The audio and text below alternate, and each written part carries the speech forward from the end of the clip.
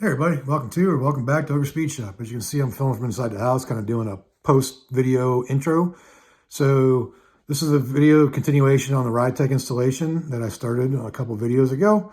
And this is after I did the little blunder from the last one, and I fixed that, get the tabs on the differential, and get the differential actually installed. So there's a few things left to do, but I probably won't film that. It's just installing shocks and setting the pinion angle again with everything installed. And do have a helper come through this video on it. It's our dog Rocket, so stand by and enjoy that little footage of him. So you get to see my dog, and you get to see like the waist down of my wife walking by too.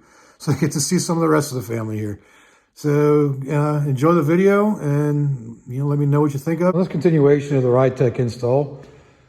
In the last episode, you saw that I had to cut this out and replace it or put it in a different spot where the proper spot is for the upper control arm mounts on the body of the car. So I'm going to see today if I can put this back in and still use it as support for that piece and just basically reattach it from where it was at. So that's where we do that, and we'll probably work on pinion angle as well, but we want to get this in there first. So let's get started on that. Well, trying to reuse that, but it's not going to line up right. I'd rather just start from scratch, and it's looking pretty ugly anyway. So let's make a new triangular piece here. Just cut that, get that out of there, and just start from scratch and remake that whole piece. Thought maybe it could make it work, but it's too uneven underneath here. All right, so this is the plan. Instead of using that old chopped up thing, I'm going to just make a triangle out of this, basically, by cutting it and folding it over. And or cutting the edges off and putting a plate in there. That might even be easier. And then put that up in there, get it bolted in, and I'll just fill the sides to the braces on the frame. So that's the plan. Make it a little bit easier, because that just doesn't fit right, and I gotta redo all that. So here we are. All right, so I got the new cross-section beam mounted up last night. So I'll go up in there and reattach that upper control arm mount. I'm just gonna clean it up a little bit, grind it down, make it look prettier. And then we'll go from there and get it up in the car. All right, got it all cleaned up. Now it's time to install it. So once we get it up in there, we will weld it in and weld it to the next piece, the upper control arm mount.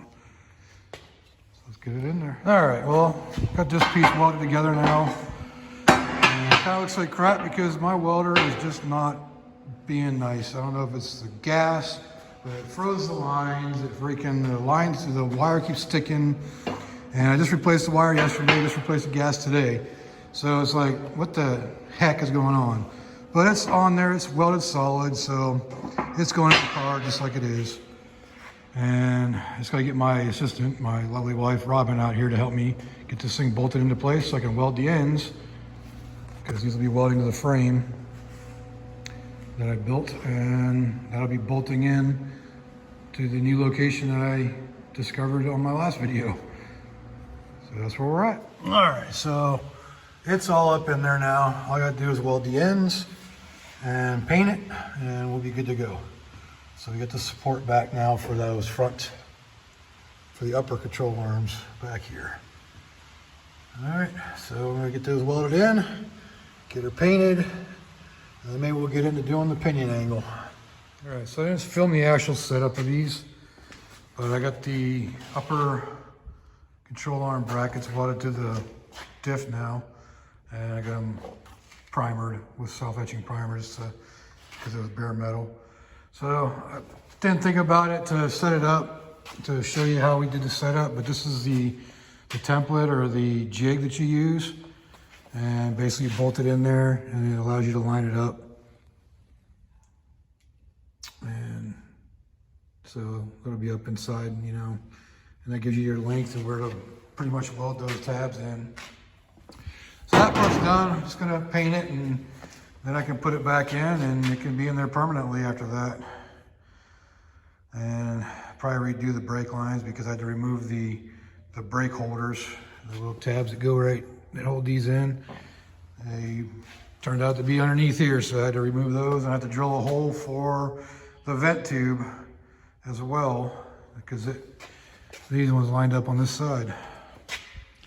So yeah, so that part's done. All right, so one of the things when I first got this brake kit, it came off of another car, off of a 67 Buick Skylark, and it had the front mount brakes on it. But because the Firebird was staggered shock, I had to stagger them, which meant I had to buy a little kit. I had to buy 2 pieces to make it change to where one was a rear mount brake and the other was the front mount brake, so I had to stagger brakes that way. Luckily for me, I kept these parts because now I need to go back to both being front brake. So basically what I'm gonna do is take this off, I'm gonna take these all off, move that bracket forward. So this bracket moves forward, this piece gets replaced with that piece to go over here, so it's facing like that. And then there's a lever on the inside, and that's what that piece is right there that I need to switch over to, and that's gonna reverse this to put it towards the front. So that's gonna change up the geometry, and it's gonna make the parking brakes loop around, so it'll loop around to each side this way now.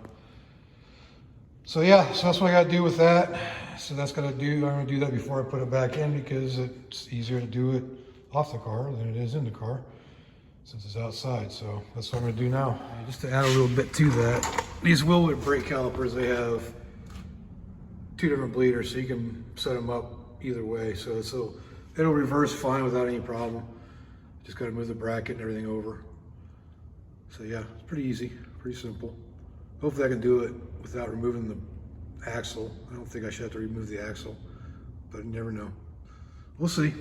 I'll record it all so everybody can see how I do it. I mentioned before that I had to drill a new hole for the vent on my axle tube. So this is what I did to prevent me from getting a bunch of crap inside there. I took a piece of paper, cut it in half, and then covered it with painter's tape. And what I'm going to do is insert it into the end of this hose, at the end of the axle. So I'm going to have to narrow it a little bit more. But I'm going to basically stick that in there to catch all the crap that when I drill through. I have to make it a little bit smaller to fit through that seal. So I'll come back when I can see I got that paper in there now. So I'm just going to go ahead and drill a hole for the new vent tube, or a new vent. All right, let's see how well it worked. Let's go ahead and pull it out. See if it caught my file shavings. Look at that. When I didn't vacuum up, it's caught, so that's good. So that's one way of drilling a hole and not making too much of a mess, and keeping your axle tubes clean. And you can see the new vents installed now.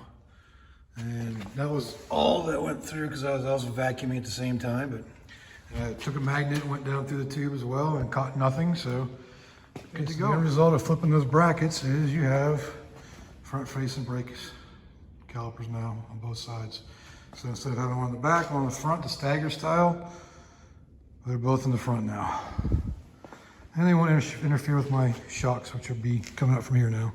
Not that it would have interfered before, but why take chances? I have it set up so it's symmetrical. There you have it. So today's the day that this thing's gonna go into the car and bolt it up, hopefully permanently. But first, I'm tired of trying to balance this thing on a jack, so I'm gonna make a cradle to be able to put it in there that hooks up to that. So I'm gonna do that real quick, and then I'll show you the final product when I'm done. All right, as you can see, this thing works pretty good. It's still a little bit long on the end, but it just kicked this out of the way when I went to put it in there, so it actually worked out pretty good. And as you can see, I can sit here and jack it up and use the foot pedal here. And it's off the jack stands now. And it allows me to move it around, and it's not unstable. So yeah, worked out pretty good. Like I said, I just tack welded that in for now, just for something to hold it up. And that's basically so I can change it out to an adjustable end for pinion height. But yeah, there you go. All right, so we've pretty much reached the point where it's time to bolt this in. I'm still missing a couple of these spacers, the offset spacers, but for the front, for the mount to the body. But I'm probably gonna order those from Ridetech, but I'm gonna go ahead and get this up in there and I can just put those in later. So I'm gonna see how much of a difference making this jack attachment makes in installing this diff. Because the biggest problem is trying to get those things to bolt up. So let's go ahead and get started on that. Get some light under there. All right, let's get this diff put in. Got all the hardware sitting there ready. I'm gonna roll the jack in there and see how well this works. Yeah, I don't have to worry about it freaking dropping down and falling off. Let's put it in, line her up, and go up. What I want to do is get it up to pretty close to the ride height so it lines the bolts up and lines those control arms up.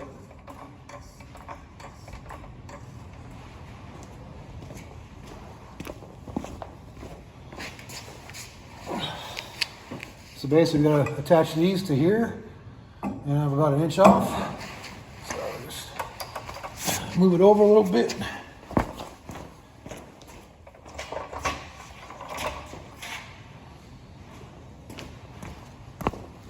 I have to block the shot for y'all. And there's 4 bolts this goes together with. Just need to roll it in and get it hooked up.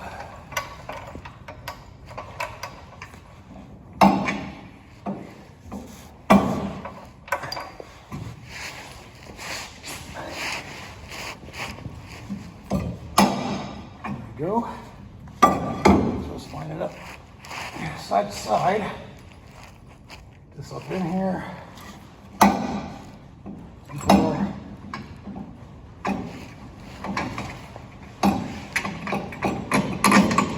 right, got one bolt started. See if it'll stay on its own.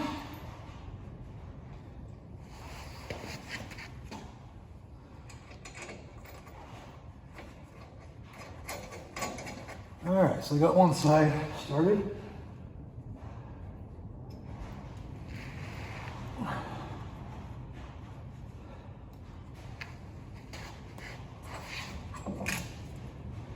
Drop this next bolt down and through, hopefully.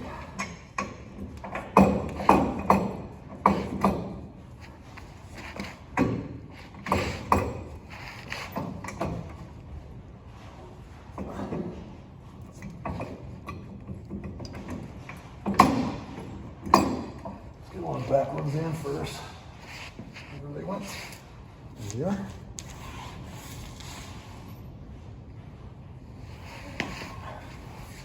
Trying to keep you all in there so I don't block you.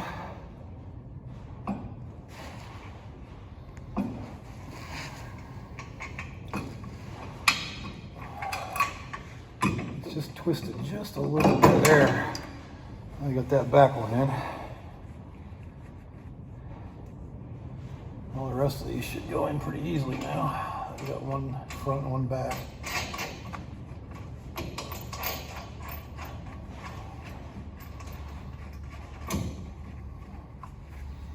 Let's see if this will go in easier now. I don't know if you can see, but these are just grade 8 bolts instead of using the original hardware. It just mounts, it bolts the 2 plates together. It's got a flat on it so it fits up against it. Gotta make sure you put it in the right direction, face it inward. There it goes. It's starting to go anyways. There we go. Now you got it started in there. I only have one more to go after this.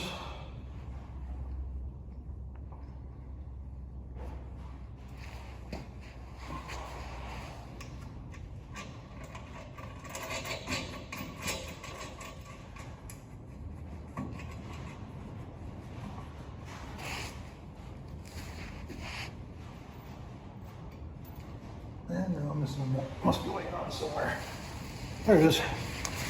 All right, one more bolt on this side and we'll move over to the other side. The other side might take a little finagling and a ratchet strap to get in, but we'll see.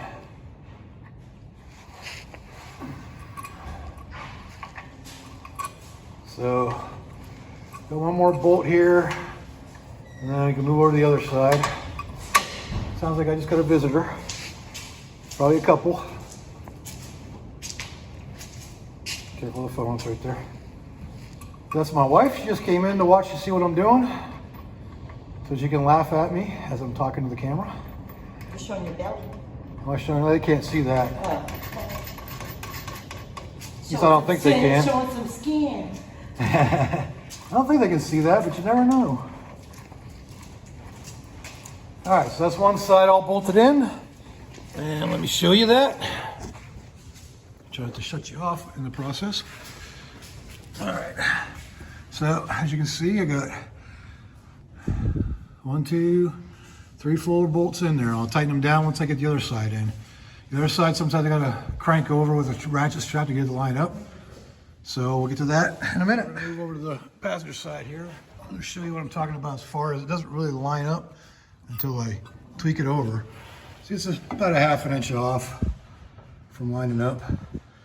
But I'm just gonna put a ratchet strap on it and pull it that way, and I'll bring it in and set it centered. So we'll do that here. As you can see, I got my ratchet strap hooked into the frame right here. And it goes across to the brake bracket. Right there. So now what I'm gonna do is just crank on it until it brings this in closer. So we got about that much further to go. And watch how nicely it brings it over. About 2 cranks. Okay, a little bit further.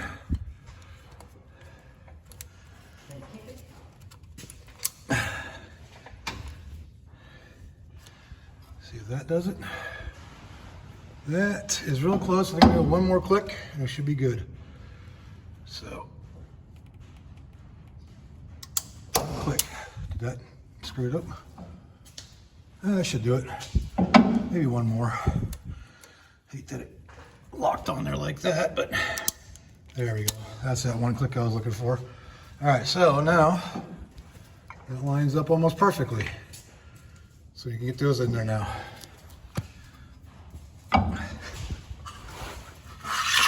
Let's get you all set up so you can watch me do that. All right, let's get that first bolt in there.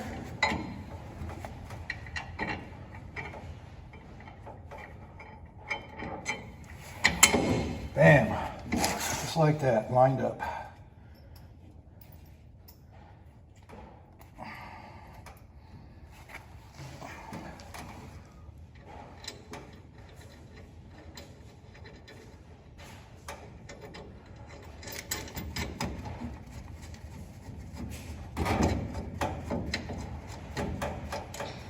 All right, so that's one. Put these 2 back ones in. So you got the flat on there, so it's going to go into towards the inside of the bracket. It slides right up in there. Use a washer, a lock washer, and again, grade 8 bolts.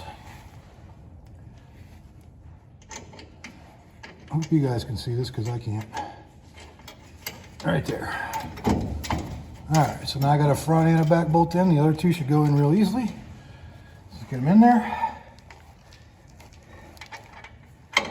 Oops, try the other side, it's not there yet.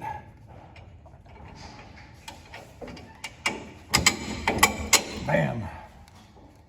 One more. Ready to go.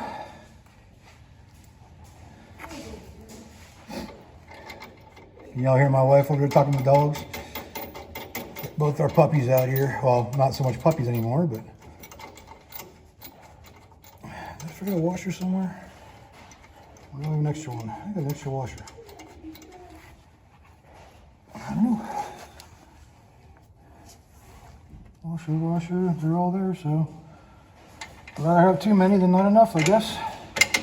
And bam, last one. One more lock washer.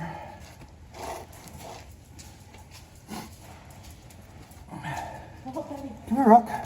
He's like, I don't know. Baby Joe. Come here. Come here, buddy. Look. Look, right. What's this? What's this? Come here, look. There's one Rocky. There's Rocky. Good boy. All right. Now I just got to tighten them down and we'll be done. All right, it's time to fully tighten these down now. There's 4 on each side, so. 1, 2, 3, 4. We'll move over to the other side. And I have 1, 2, 3, and 4. So that takes care of that. Now the only thing left to do is put the upper control arms in. And then I'll probably support with the jack stands for now until I get shocks, because I don't have shocks for it yet, but that'll be another episode. I just wanted everybody to see this put in with the new jack stand and the new jack tool. So let's go ahead and get those upper control arms in. That should work. Let me get the bolts here so people don't lose their view. All right, let's go up a little bit.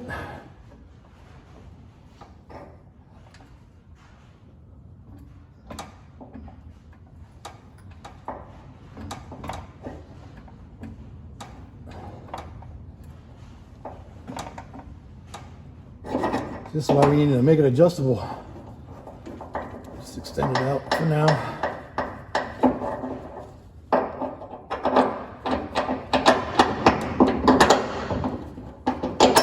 There you have it. There's one upper control arm mount in. Their upper control arm bolt. These are temporary too. I'm going to be putting grade 8s in up here as well. I just want to get it in and support it. So let's move over to the other side.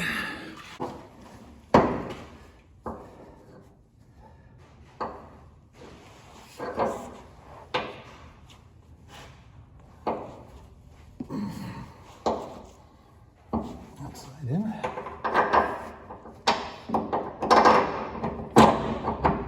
Ow. Something just fell in my eye.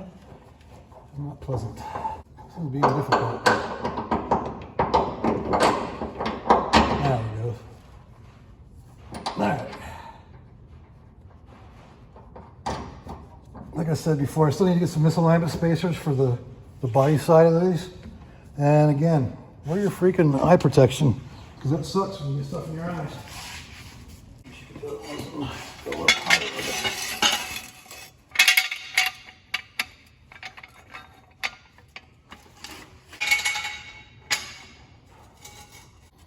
Alright, so let's go ahead and go down and get the jack out of the way.